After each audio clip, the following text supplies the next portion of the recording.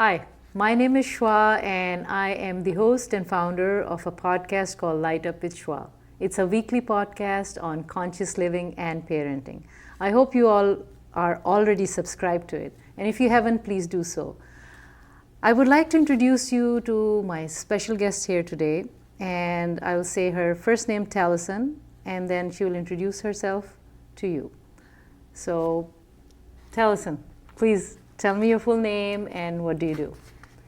I often get asked to say my own name. Tallessyn Zawn Grenfell-Lee. Oh, nice. And I'm an ethicist, Okay. mostly Christian ethics. Okay. And my area of focus is ecological ethics, ecofeminist ethics, and at the moment I'm working a lot on climate resilience. Ecofeminist ethics. What is that? Ecofeminism is basically an understanding that everything is connected. So whenever we have issues that affect women, it tends also to be basically 100% of the time there will be an ecological dimension to that. Okay. And when we have issues that affect the ecosystem, women are the ones suffering the most. And it expands that idea of intersectionality to include communities that are more poor, communities of color. Every time you have a hierarchy, you usually have men at the top. And if you look at the bottom, then these are the people or the creatures or the ecosystems that are suffering. So ecofeminist ethics it never just looks at one thing. It always says, okay, we see a problem with racial justice. How are the women doing? How is the ecosystem doing? How are the poor people doing? Okay. So you have done research in it. And you're a Ph.D. Yes. And you should tell everybody that you are. You don't shy away from I that. have a Ph.D. It was a lot of work. Yes, that's a lot of work. So thank you very much for being here. And I'm really looking forward to our conversation here today. I think it will be really rich and interesting. So my next question is why did you choose this area, this field? Well, I started actually as a biologist. Okay. And I studied molecular biology, and I really enjoyed that. Actually, still miss it. I just noticed that the things that I really felt passionate about were more justice-oriented than they were just the basic research of science. And so I ended up deciding to go to seminary, and I focused, my major discipline was ethics. And I decided to study ecological ethics, which tied together my biology background with my interest in ethics. And then as a woman, I became particularly interested in feminism. Now I have 2 daughters, very personal interest. So it's really been lovely to tie together my love of biology and the natural world with my interest in ethics in my current field of ecological ethics. Very nice, very nice. So what's the goal with what you have done so far? Where is it going to take you? What can we look forward to? Is there something we should, watch out with your work? My work? Yeah. Currently, I'm focusing on climate resilience, which, there's a crisis. And how to be resilient in the face of this kind of planetary crisis is a really big question that a lot of people have different answers for. And I'm really in favor of all the scientific research that's going on, trying to address this crisis. It's just that my sense is that people are feeling frightened and sometimes frozen, sometimes overwhelmed or even in denial. And what I'm hoping is to help people move from a place of fear to a place of empowerment, and from a place of isolation and disconnect to a place of connection, and from this overwhelm and denial to a place of focus.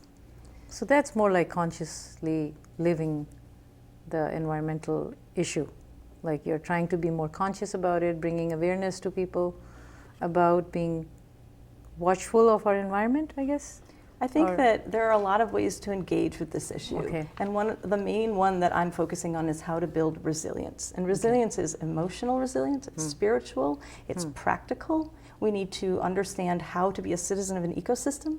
What if we don't have infrastructure? What if we don't have running water and electricity and plumbing? How do we manage that over the course of days and weeks and months? Because we're going to get more and more storms, and they are going to wipe out our infrastructure. And if we have some preparedness and understanding of how to be resilient in the face of natural disasters, and how to be a community where we can work together and have some kind of preparedness and some kind of structures of food and water and waste. These are things that build empowerment instead of fear and overwhelm. And we can't just rely on the government to figure it out and come in and help us. We need to take charge and actually take responsibility the way humans have throughout human history. So have we done anything in this field? Is this area being resilient? Is there work happening in this? Yeah, there's a lot of work. And one of the things I did was I became certified in permaculture design. Okay. Permaculture is a way of growing food that understands the needs of every part of an ecosystem, including the land itself. Instead of trying to impose human will upon land and say, we want to grow this thing here and we want not to grow that thing there, you take a look at the land and the sand and the soil and the sunlight and the water, and you say, what makes sense in this ecosystem? How can we work together with the other creatures and with the soils and with the waters to feed us, the humans, to feed everyone, to do it in a way that just really helps everyone's needs be met in a way that doesn't require a lot of doesn't require any chemical input or even additional water input, because this area is already perfectly suited to grow these things and not those things. Okay. And permaculture, as you can imagine, has branched into an entire concept of ethics, permaculture ethics, where like you kind of step back and look at society and say, well, what actually makes sense here? Instead of just trying to create something and then impose it on a community, you look at it more from the ground up and say, what will flourish and be strong? How can we enhance whatever we have? Like how to make it better? So permaculture is one example of a resilient skill that probably our very ancient ancestors all understood. But now we've kind of gone through the Industrial Revolution, we've gone through agriculturalism, and we've basically divorced ourselves from really trying to have a relationship of respect with our ecosystems. So that's one example. Another one is like, do you know how to build a shelter? You know? Do you know how to build a simple shelter so that you don't die of exposure? That's not hard. So you're knowledgeable about all these things? I'm knowledgeable at a lot of those things, and I also have, as I mentioned, there's different aspects of resilience, and one of them is sort of psychological and spiritual. A big thing in the nature connection community is mindset. What's your mindset? And from a spiritual perspective, when bad things happen, sometimes people just kind of shut down and they feel abandoned, and they just they kind of retreat into a place of fear. If you have a spiritual tradition, then there are resources in there to help you understand when bad things happen, how to have courage, how to have hope, how to find community. And those are just as important, maybe more, than these practical skills of, how do we deal with human waste in the face of no running water? It's really important. It's just that if you don't have the right mindset, you're just going to huddle on the floor in a ball, right?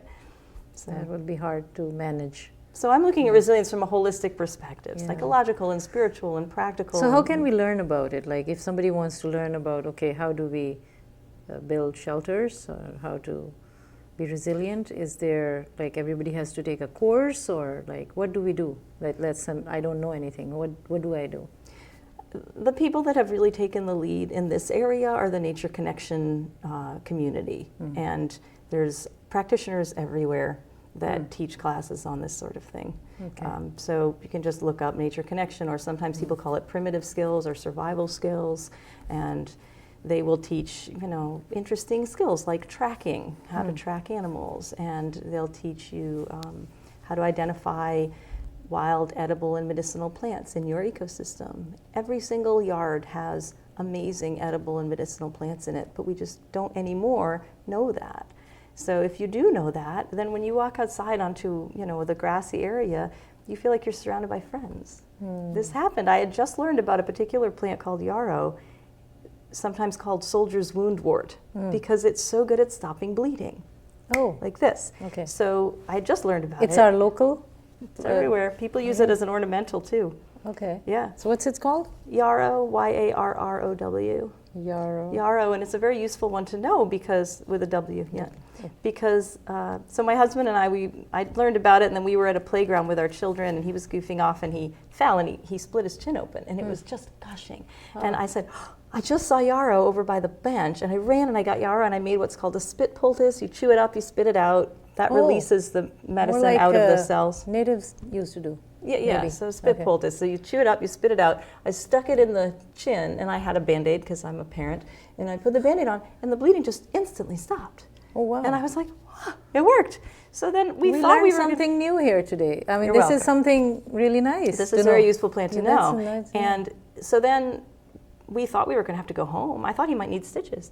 But we were like, well, it seems fine. So we stayed at the playground until we were ready to go home. A couple hours later, we go home. I had shoved a little in my pocket, luckily, Okay. because we go home and we said, well, should we take a look at it? We peel off the Band-Aid, we take the yar off, blood immediately starts gushing out of Okay. it again. So clearly the yar really, it was like Stopping. magic. It just stopped the bleeding. And people who do this work, they're very intentional. They thank the plant. They kind of bless the plant, and you really have this relationship, a kindred relationship with these creatures as kindred. Wonderful. And so I think I can just have her talk about all this time. I mean, forget about parenting and everything. well, this is useful for parenting, Yeah, right? I know. And there's another That's plant. It grows where people walk because Okay. its roots help break up compressed soil. That's My daughter, we were climbing a mountain and she got stung by a bee. And I said, I saw some of that. It's called plantain. It's no relation to the banana. And I ran Okay. back and I got this plantain and I chewed it up, spit it out, and I stuck it on the bee sting. And within 30 seconds, there's no pain, there's no welt. Oh, It's wow. completely gone. Is it the plant or your spit? My spit does help break apart the cell Okay, walls, so the no, enzyme. interesting. It's an interdependent relationship. But That's just nice. knowing. Can you imagine just knowing those two plants? Oh, wow. You feel so much more empowered. Yeah, right? okay, And that's they're what it is. everywhere. They're literally everywhere around us, and most people don't know anymore. So I guess we need to start classes with you. Absolutely. Because that's what I was talking about. Like, we need to have this more part of our life, like learn in schools maybe, or adults or parents should go and learn about all these plants. Well, this is resilience. It Yeah, builds empowerment. okay. And this plantain plant, you can also just eat it like a vegetable. This is, it's really? healthy. Oh, It's wow. just, again, if you're hungry and, One day I was hiking around in Austria with a group learning about permaculture, and I wasn't feeling great. I felt like I might be coming down with something. And on the ground, I see some dandelion leaf and some plantain leaf, and I thought, I'm just going to, so I ate a little, 3 or 4 of each. I felt much better, didn't get sick, felt Oh, fine. wow. So they're So would full you- of nutrients. And So if somebody's hearing that you and saying, oh, I can do that, it's fine, it's safe to do it? well, yeah, the important thing is to know. You really do have to know. But if I asked you what's a carrot, you know what a carrot Yeah, is. okay. With 100% certainty, you know what a Yep, carrot yep. is. So, I think so. I They know. say if you would swear what this is in front of a room full of botanists, then you know what it is. And you would swear what a carrot is, right? Yeah. In front of a room full of botanists, you're like, I am 100% Yes, sure this is a carrot. yeah. So if you have someone show you, that's the Okay. easiest way, because then you know. Oh, wow. Interesting. Very interesting. I didn't know I will end up talking about this for so long. But this is very important stuff. Really. Well, in This terms is of parenting, yeah. Queen Anne's lace, this is a common flower we see on the side of the road with the big white flower head. And the root is a wild carrot, which you could Okay. eat. But what the seeds are is a natural birth control. Now, I want you to imagine that the climate apocalypse happens. We need to know what natural birth controls are. We women. We need to know that. Definitely, right? definitely. I will. How much do you take? Do you have to take it all month long? You don't want to take a toxic level of it. So this is, related This is to all parenting related too. to, yeah, of course it is. So that's very important. Oh, I guess I'm just wondering, like, wow, that's really good. This is very important. It's life-changing. It's Yeah. transforming Yeah. to start to develop this kind of Yeah. relationship. Yeah. And my hope is that communities, churches, individual families can start to see themselves as part of an ecosystem and really just Because have I a different do, understanding of identity. yeah, because I do practice, like, at home, the spices and all the herbs and all. So this is also like outside the house, you're bringing the herbs in, but then you have plantations and your yard and how to interact and be connected to all your environment. I guess now I'm understanding what you were saying. Yeah. Very nice. And Okay. there's a deep spiritual component to Yeah. it, which is why I like to work with religious communities. Okay. That's wonderful. It's very blessed. So now I don't need to ask you what is social and ecological ethics. You just said it. Oh. Okay. Well, it's important to keep in mind the justice aspects of it. Okay. I mean, any city, any urban city could have plantain and dandelion growing. Okay. So this is not something that's restricted for people in the suburbs or people out in rural areas. And it's really important for all people to have access to nature, natural spaces, to understand them. Yeah. So I'll talk to you about this later because I don't want to move away from our topic today, and I want to continue with our conversation. But I think I should make a note that what you just said, that all the people should have the right to nature, which means the land. So everybody shares it. Nobody really owns it. Yeah. Right? Access. So that idea, so I'll talk about it later in my other podcasts and with you maybe in discussion. So all right, let's further our conversation. So the awareness that you have just talked about and our environment and everything, I mean, I have all these questions because of your research and with your background and with permaculture and everything. I think there is the Garden of God I read in your somewhere in your write-up. How can we cultivate a sacred relationship with the Garden of God? So what did you mean by Garden of God? Well, or did you already say it? No, I mean, I'll say two things. Sometimes language really does help us adjust our relationship with ideas. Language matters. Yes. So calling something nature versus calling it the creation or calling it the environment or calling it a divine garden, people react differently and have a different sense of responsibility or kinship with those different terms. So some people think of a beautiful symbol for this place we live is a divine garden. And when you think of it as a divine garden, you really see the divinity in all of it. Sometimes people try to isolate divinity to humanity, a divine image in humanity alone. And so when you see it as a divine garden, you can kind of see there's divinity in everything. In order to cultivate a relationship with it, though, the most important thing I have found is to figure out what is the barrier between us and an intimate understanding of kinship with the creation around us. The barriers are different for different people, but for a lot of people there's some squeamishness, there's some fear, there's a lack of knowledge, and there's also grief. So I have found that the more time we spend out in the rest of nature, we find that nature actually makes a lot of space for our grief. So in a way, it actually confronts us with our deepest wounds. So people in the nature connection community call it nature's wall of grief. That you go out and you start doing this kind of nature connection experiences and you feel so joyful and so happy, and then all of a sudden you just confront a wall. And our wounds, our woundedness, whatever it is, nature also gives us the way to heal if we will let it. So it hands us our grief and it hands us a way to heal. We just have to have the courage to be able to face that. And I think that means we really need each other. We need someone to hold our hand and say, you can do this, it's okay. The only real path to healing is through our grief. So it's a gift that nature is giving us, a gift of healing, but we have to be willing to accept it and have the courage to accept it. And that, I think, requires some solidarity with one another, some friends. And they don't have to be human, it could be your dog.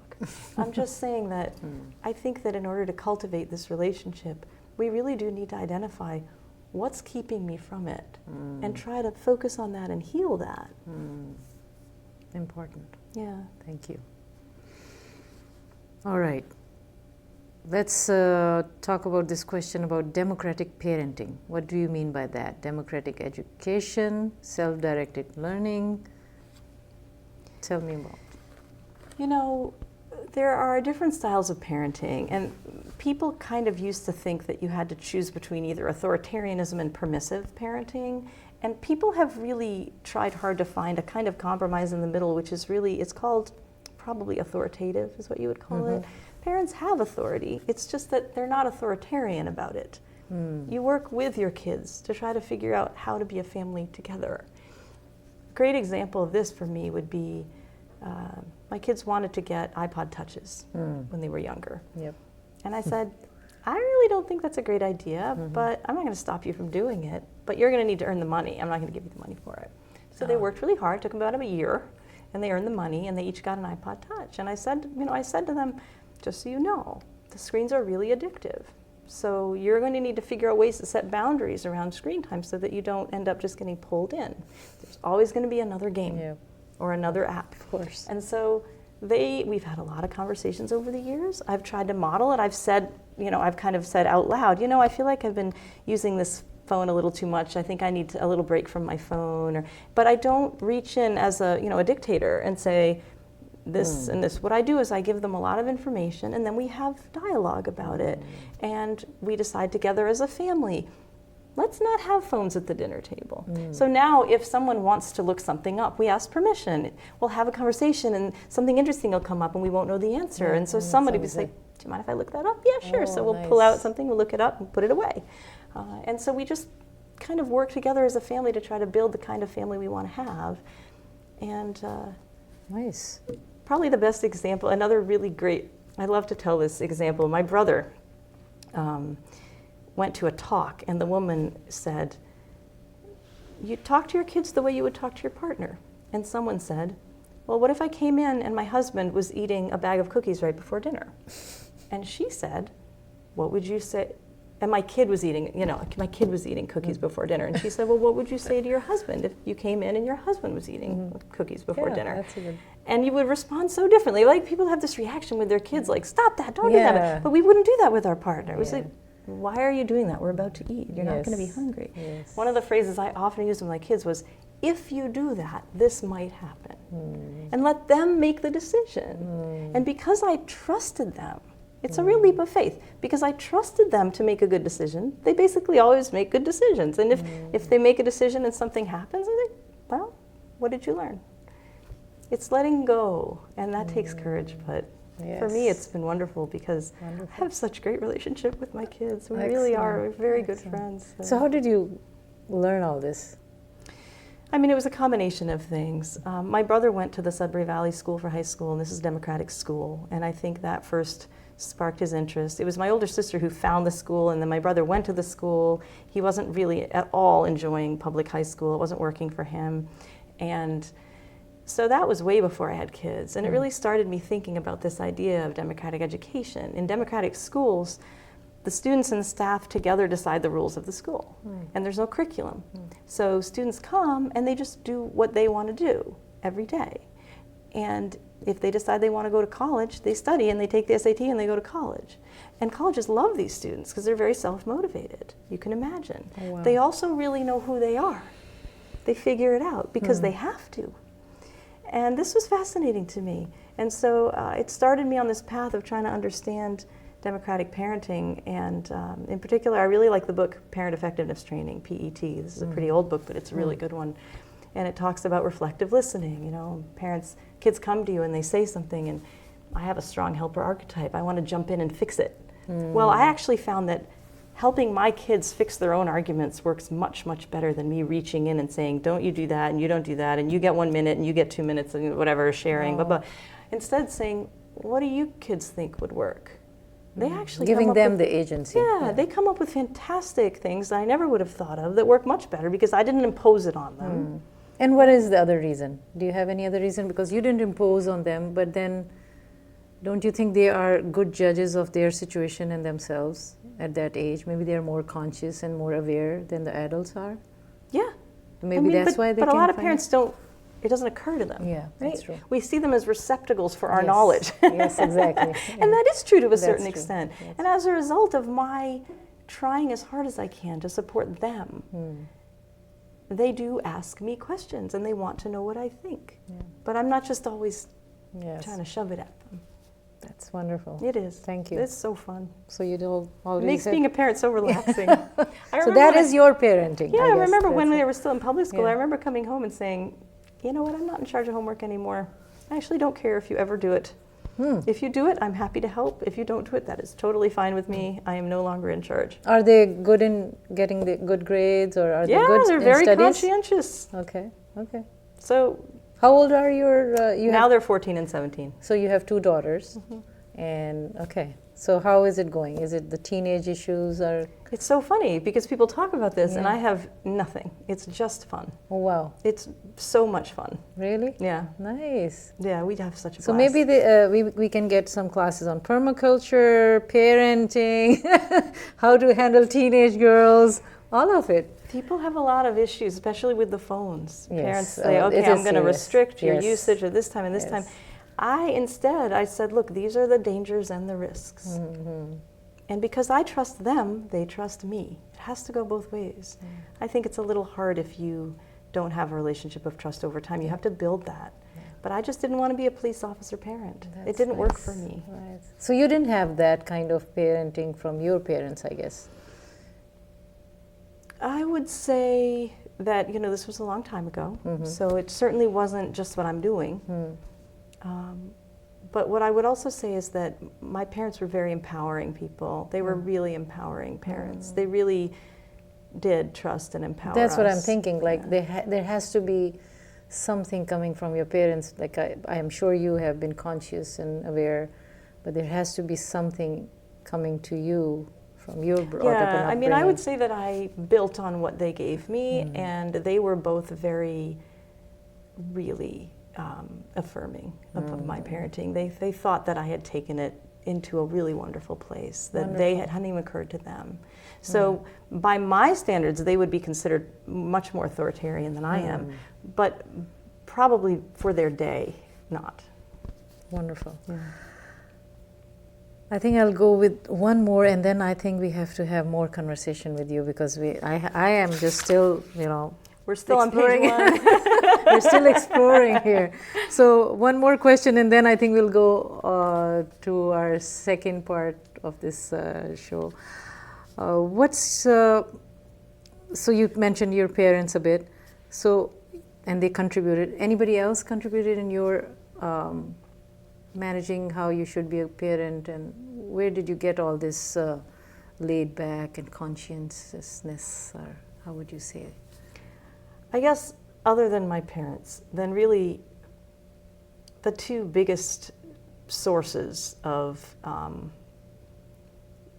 more specific resources would be all of my siblings, all of them. Are you the youngest? In different ways. No, I am second. Okay. Out of 5. And each of my siblings has just been invaluable to me in figuring out who I am and who I want to be. Wonderful. And helping me, give me resources for all these things we're talking about.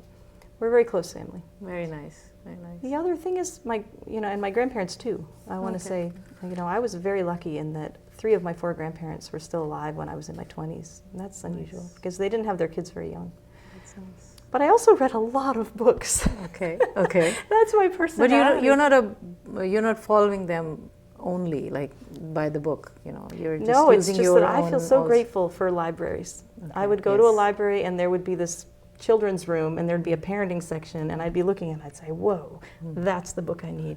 And that happened over and over.